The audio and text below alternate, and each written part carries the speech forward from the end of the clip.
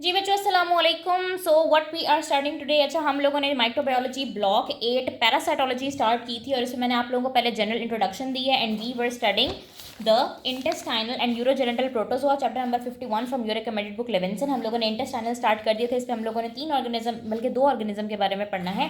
एक हमारे पास Entamoeba histolytica था जो कि मैं प्रीवियस वीडियो में बता चुकी हूँ। नेक्स्ट इज जार्डिया लैम्ब्लिया जो कि हमारे पास क्या होता है फ्लैजेलेट। आज की वीडियो में हम लोगों ने जार्डिया लैम्ब्लिया को डिस्कस करना है। बच्चों इंपॉर्टेंट टॉपिक है, बहुत आसान है, बहुत इंटरेस्टिंग है, बहुत छोटे से टाइम में मैं इसको कवर कर दूंगी।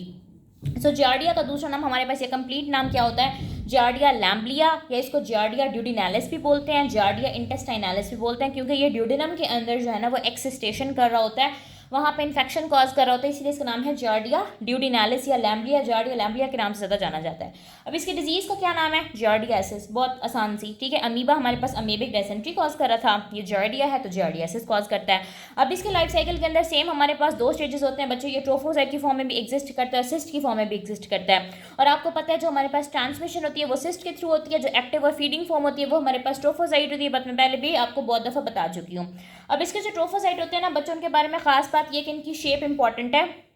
ये पियर शेप्ड होते हैं। जब हम इनको माइक्रोस्कोप में देखते हैं इनके अंदर 2 न्यूक्लियाई होते हैं। पीछे हम लोगों ने जो ट्रोफोसाइट पढ़ा था उसके अंदर 1 न्यूक्लियस थी, इसके अंदर 2 न्यूक्लियाई होते हैं, ठीक है। और इसके पास 4 पेयर ऑफ फ्लैजेला होते हैं और एक सक्शन डिस्क भी होती है, मैं भी आप लोगों को दिखाती हूँ, ठीक है। जब सिस्ट फॉर्म होती है उसमें हमारे पास वो ओवल शेप्ड होता है, उसके अंदर 4 न्यूक्लियाई होते हैं, ठीक है। पीछे भी हमारे पास 4 न्यूक्लियस ही थे एंटमीबा हिस्टोलाइटिका के अंदर। इसके अंदर बहुत सारे जो है ना वो इंटरनल फाइबर्स भी होते हैं। ये मैं आप लोगों को यहाँ से दिखाती हूँ। ये तो हमारे पास एंटमीबा हिस्टोलाइटिका के थे। ये जो सी में हमारे पास फिगर बनी हुई है बच्चों, ये जार्डिया लैम्ब्लिया का ट्रोफोसाइट है। मैंने आपको बताया ना कि इसके अंदर जो है ना वो 4 पेयर ऑफ फ्लैजेला होते हैं। टोटल इसके अंदर 8 फ्लैजेला होते हैं। ये देखें 1 2 3 4 5 6 7 और 8, ठीक है। और इसके अलावा 2 यहाँ पे इसकी न्यूक्लियाई बनी हुई हैं।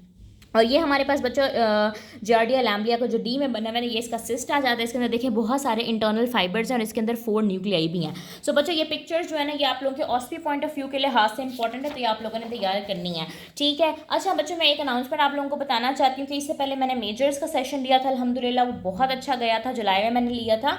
अब अगस्त आ गया तो हम लोगों ने माइनर्स के एक सेशन में कंडक्ट करवाने जा रही हूँ, जिसमें आपके जो ब्लॉक 8 के माइनर्स हैं, आपको पता है कि 20 मार्क्स मेडिसिन के, 20 मार्क्स सर्जरी के, इसके अलावा कम्युनिटी बिहेवियरल साइंसेस सबके मार्क्स हैं और बहुत ज़्यादा एक्सटेंसिव है बच्चों, वाकई में बहुत ज़्यादा एक्सटेंसिव और मुश्किल है। मैं सिर्फ अपने उसके लिए नहीं कह रही, लेकिन ये काफ़ी मुश्किल है। सो बच्चों ये वाकई बहुत ज़्यादा मुश्किल है, तो मैं आप लोगों को यही कहूँगी कि आप लोग बिल्कुल भी अपना टाइम ज़ाया ना करो। अब वो टाइम नहीं रह गया कि आप लोग कहें कि हम एंड टाइम पे पास पेपर से करके पास कर लेंगे। अब काफ़ी ज़्यादा मुश्किल हो गई है।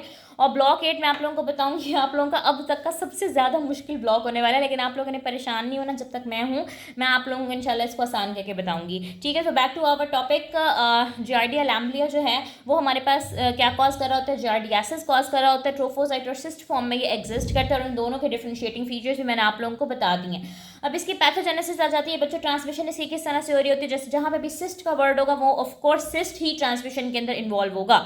सो इंजेक्शन ऑफ सिस्ट की वजह से ये इन्फेक्शन हो रही होती है जियार्डियासिस। और ये किस तरह से हो रही होती है, इन फीकली कंटेमिनेटेड फूड एंड वाटर, यानी कि इसका फीको ऑरल रूट ऑफ ट्रांसमिशन होता है, सेम जैसे कि एंटमीबा हिस्टोलाइटिका का था। अब वो नेक्स्ट आपको कह रहे हैं कि जो जियार्डियासिस होती है वो आउटब्रेक्स की फॉर्म में होती है, यानी कि वबाओं की फॉर्म में होती है, क्योंकि ये कंटेमिनेटेड वाटर सप्लाई के साथ एसोसिएटेड होता है ना। तो अगर ख़राब पानी का कोई कुआं है या सेम वाटर सोर्स है वो ख़राब हो गया है, उसके अंदर फीकल कंटेमिनेशन हो गई है, तो जितने लोग भी वो पानी कंज्यूम करेंगे, जितने लोग भी वो पानी पिएंगे, उन सबको ये बीमारी हो सकती है, ठीक हो गया। और ये जो है ना हाइकर्स जो who drink untreated steam water, hikers वो लोग होते हैं जो ये हाइकिंग वगैरह करने जाते हैं ना, वो वहाँ पे नदी नालों का पानी पीते हैं, तो उनके अंदर जो है ना ये बहुत ज़्यादा ये चीज़ हो रही होती है, जार्डियासिस की इन्फेक्शन हो रही होती है। अब पैथोजेनेसिस की साइकिल की मजीद बात करते हैं, किस तरह से कि आप फीको ऑरल रूट के थ्रू सिस्ट को इंजेस्ट करते हैं, आपके डिओडिनम में एक्सिस्टेशन होती है, यानी कि जो सिस्ट होते हैं वो कन्वर्ट होते हैं ट्रोफोसाइट की फॉर्म में, और डिओडिनल म्यूकोजा की जो डिओडिनम होता है आपका स्मॉल इंटेस्टाइन का म्यूकोजा, उसकी इन्फ्लेमेशन कॉज कर रहा होता है। अब यहाँ पे ये बात काबिल गौर है कि ये किसी किस्म की इन्वेजन या ब्लड स्ट्रीम के अंदर कोई एंट्री कॉज नहीं करता। पीछे हम लोगों ने एंटमीबा हिस्टोलाइटिका पढ़ा था, वहाँ पे इन्वेजन हो रही थी जिसकी वजह से ब्लडी डायरिया था। अब यहाँ पे कोई इन्वेजन नहीं है, कोई ब्लड स्ट्रीम एंट्री नहीं है, तो इन्वेजन जहाँ पे होती है वहाँ पे हमारे पास डेसेंट्री होती है, यहाँ पे इन्वेजन नहीं है तो डेसेंट्री नहीं है। और जहाँ पे ब्लड स्ट्रीम के अंदर एंट्री होती है वहाँ पे एक्स्ट्रा इंटेस्टाइनल मैनिफेस्टेशन होने का चांस होता है। जिस तरह एंटेमीबा में हमने पढ़ा था कि वो ब्लड स्ट्रीम के अंदर एंटर होकर आपके लंग्स को इन्फेक्ट कर रहा है, आपके डायफ्राम को इन्फेक्ट कर रहा है, ब्रेन को इन्फेक्ट कर रहा है। लेकिन यहाँ पे ब्लड स्ट्रीम के अंदर वो एंटर ही नहीं होता, तो जो इन्फेक्शन है वो सिर्फ डिओडिनम तक ही महदूद रहती है और क्या हो जाता है, डायरिया हो जाता है। ठीक है, इसके अलावा एसिम्प्टोमेटिक कैरियर स्टेट भी हो सकती है कि बंदे को खुद को सिम्टम तो नहीं आ रहे लेकिन वो कैरियर बन जाता है and they continue to defecate cyst and trophozoite, और उसके बाद वो दोबारा और लोगों को भी हो सकता है। ठीक है, सिस्ट और ट्रोफोसाइट पास हो रहे होते हैं स्टूल के अंदर, सिस्ट सर्वाइव करते हैं एनवायरमेंट के अंदर, वो दोबारा आपके फूड और वाटर को कंटेमिनेट करते हैं। ठीक है, मैं यहाँ आप लोगों की बुक से दिखाती हूँ बच्चों। बहुत आसान सी चीज़ है, बहुत मज़े की चीज़ है कि ये सिस्ट है, सिस्ट इंजेस्ट करेगा वो बंदा फीको ऑरल रूट से,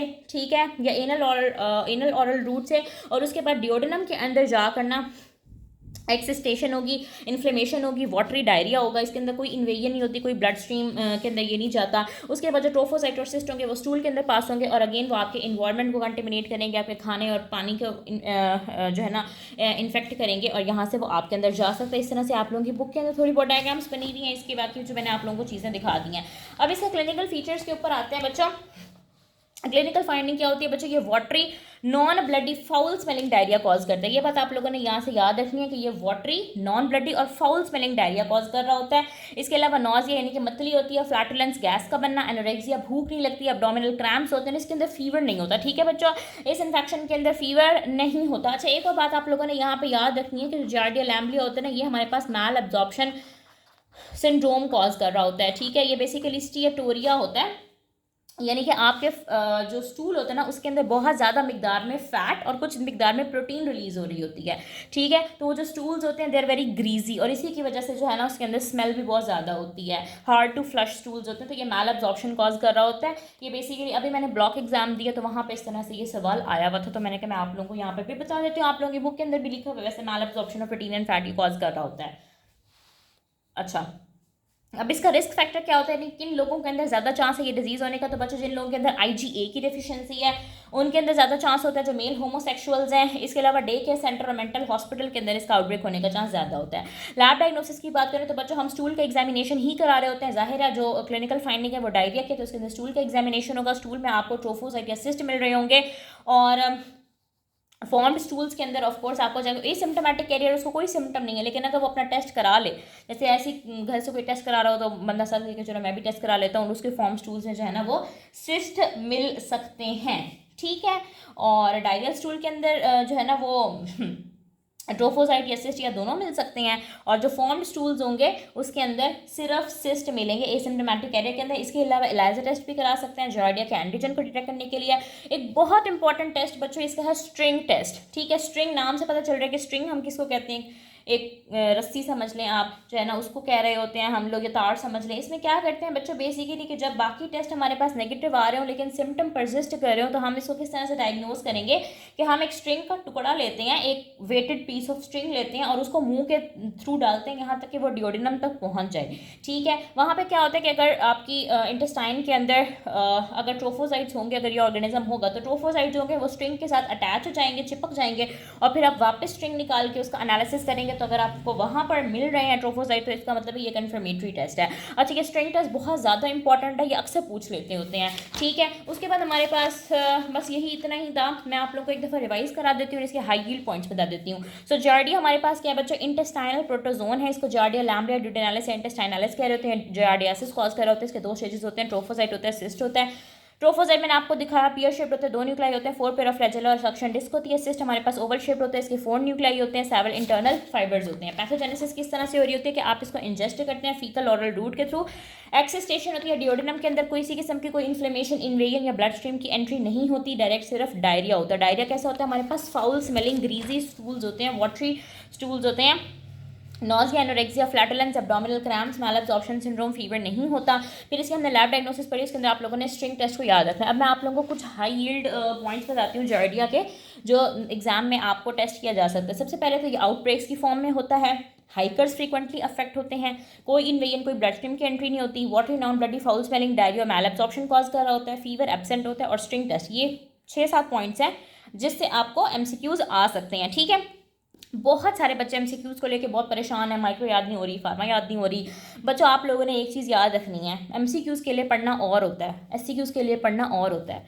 बुक वही है, सिलेबस वही है, सिर्फ तरीके का डिफरेंस है, ठीक है। आप लोग अपना तरीका स्मार्टली रखें यार, आप लोग क्यों परेशान हो रहे हैं। आप लोगों ने लेक्चर ले लिया ना, आप लोगों को लेक्चर की बहुत अच्छी समझ आ भी रही है, एक दफ़ा बुक से रीड करो, 2 दफ़ा रीड करो, उसके बाद एक्टिव रिकॉल करो। पैसे की तरफ क्यों जा रहे हो, क्यों बार बार बुक को देख के रट्टे मार रहे हो। एमसीक्यूज़ को इस तरह थोड़ी किया जाता है। आप लोगों के पास चैट जीपीटी है, क्लॉड है, एआई के इतने ज़्यादा चीज़ें हैं, आप लोग उसके ऊपर अपना सिलेबस भेजो, उसको कहो भाई हमें 15 एमसीक्यूज़ बना कर दो, आप अपनी नॉलेज टेस्ट करो कि आपको कितना आता है। और जो चीज़ चैट जीपीटी देता है ना, अक्सर कॉलेज वाले भी वही दे रहे होते हैं। मैं आप लोगों को बताऊँ, उनके पास भी इतना वो नहीं है, वो भी यहीं से चैट जीपीटी से ही छाप रहे हैं। इसके अलावा मैं आप लोगों को इतने प्यारे नोट्स प्रोवाइड करी होती है यार, इसी को याद कर लो, रट्टा मार लो, समझ लो, इससे हो जाएगा। और बच्चों आप लोगों ने सेशन ज़रूर ज्वाइन करना है, 5 अगस्त से स्टार्ट हो रहा है और ओनली इन 1000 रुपीज़ 15 डेज़ का सेशन होगा।